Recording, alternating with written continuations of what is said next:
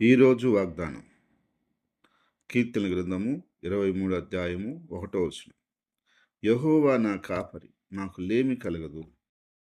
ప్రియ సహోదరి సహోదరులారా, ప్రభు అంటున్నాడు, యెహోవా నా కాపరి, నాకు లేమి కలగదు.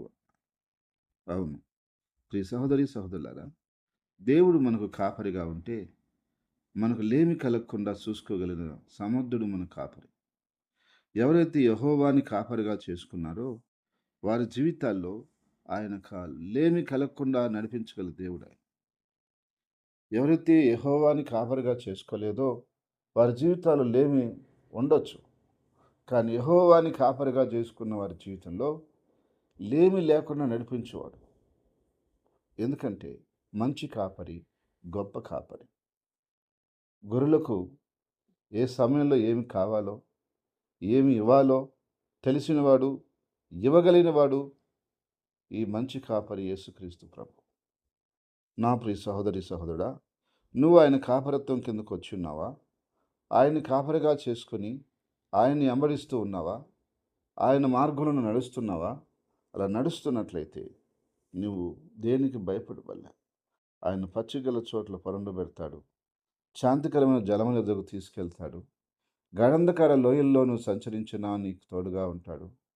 ఆయన నిన్ను ఎలా కాపాడుకోవాలో, ఎలా భద్రపరచుకోవాలో, ఎలా నీకు సమయానికి అన్నీ ఇవ్వాలో ఆయన ఎరిగిన వాడై ఉన్నాడు. ఎందుకంటే మంచి కాపరి. ఆ విషయాన్ని తెలుసుకున్న భక్తుడైన దావీదు దేవుణ్ణి ఏమని పిలిచాడు అంటే, యెహోవా నా కాపరి అని పిలిచాడు.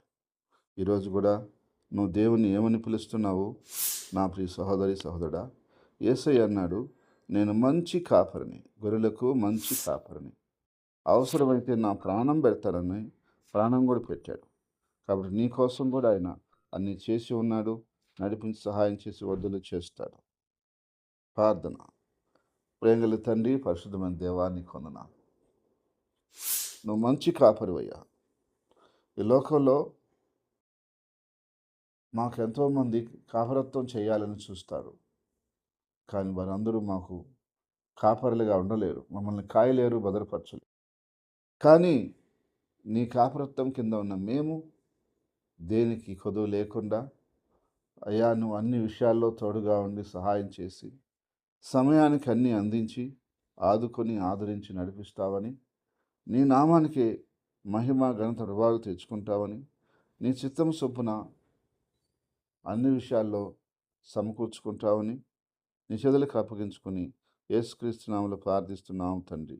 ఆమేన్.